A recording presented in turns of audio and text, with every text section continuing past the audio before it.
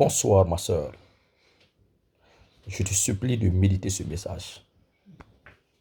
C'est important pour toi. C'est la voix de motivateur et c'est un homme qui te parle. Si tu veux détester ton mari, si tu veux arrêter d'aimer ton mari, fouille-le. Je te dis fouille-le. Et un cas plus exceptionnel, si ton mari vit en Guinée, à Conakry, ma chère, fouille-le. Ça sera très facile pour toi de le détester.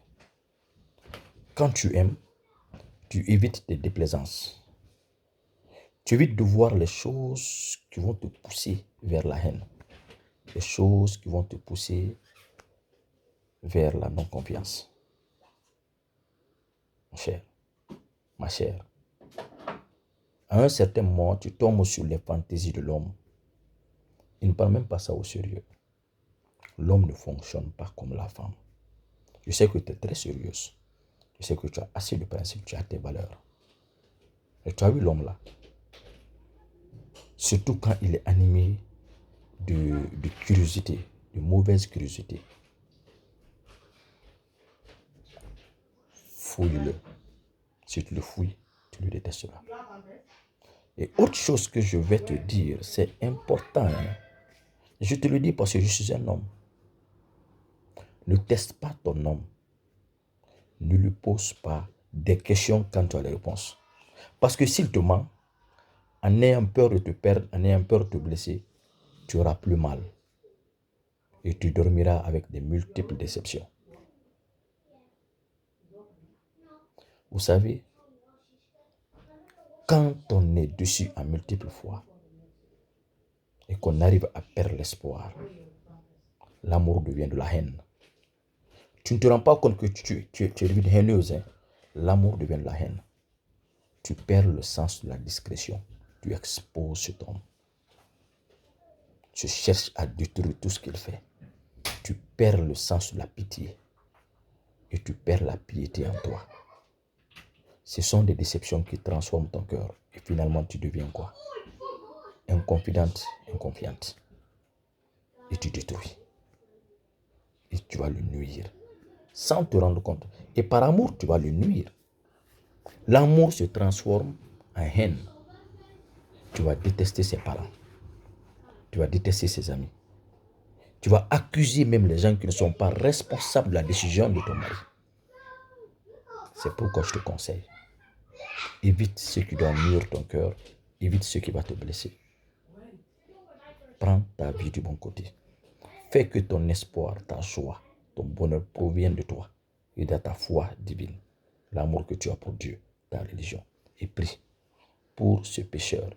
Prie pour sa faiblesse. C'est Dieu qui peut t'aider. Tu ne peux pas changer cet homme. C'est quand il va décider de changer de lui-même qu'il pourra changer. Et changer, si ça devient toujours des problèmes, des disputes, évite. Il y aura un moment où tu vas... Mais il ne faut pas penser que tu vas laisser ce tricheur-là et que tu vas aller trouver un autre qui ne va pas te tricher. Persévère. Sois confidente. Change de stratégie. Apprends à le connaître encore de plus. Des fois, tu vas tout faire pour cet homme. Il ne changera pas.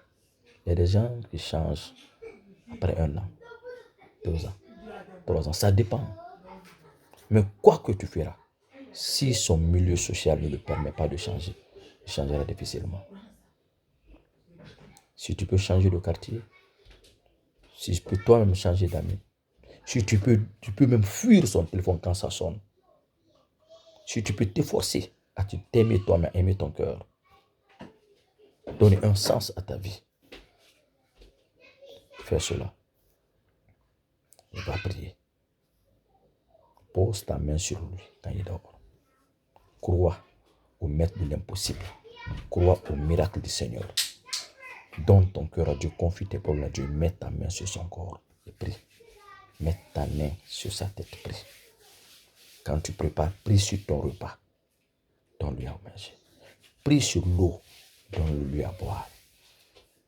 Dieu va faire ton chemin. Mais si tu tournes ton cœur par la haine, perds ta foi, tu perds la grâce divine.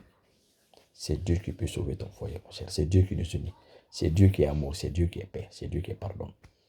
Quand tu sors du cercle de Dieu, tu perds et tu vas te perdre. Et finalement, tu ne porteras confiance à personne. Ta vie restera telle. Ma chérie, ma soeur, mon ami, si tu veux aimer ton mari, ne le fouille pas. Si tu veux l'aimer, ne le teste pas.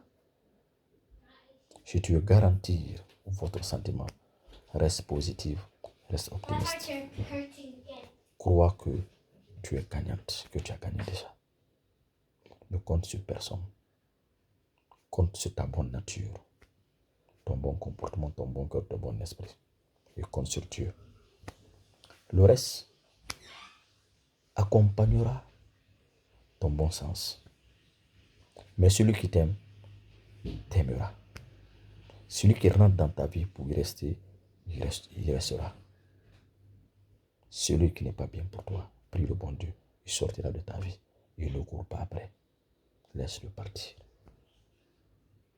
Ne pleure pas. Ça n'a pas de sens. Ne dis pas que si il fait ça, tu feras ça. Sois toi-même.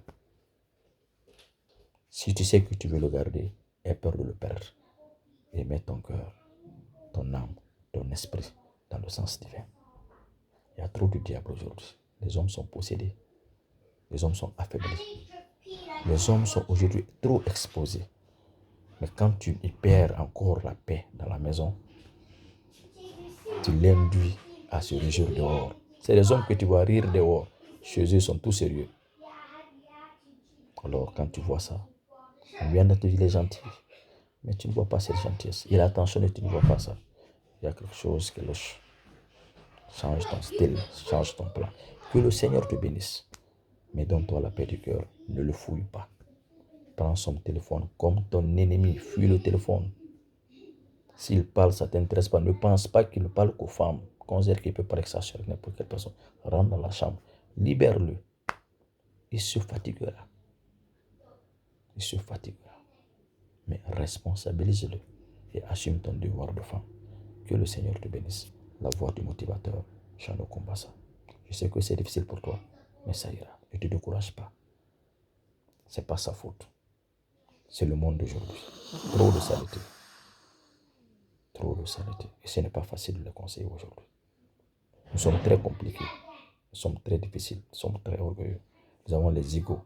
Mais ça ne nous apporte nulle part. Donc ne regarde pas les fantaisies là, les choses qu'ils font là. Des fois, il ne sait même pas ce qu'ils font. Des fois, c'est un loisir pour eux. C'est une perdition. C'est Dieu qui peut vous aider. Ok? La voix du motivateur.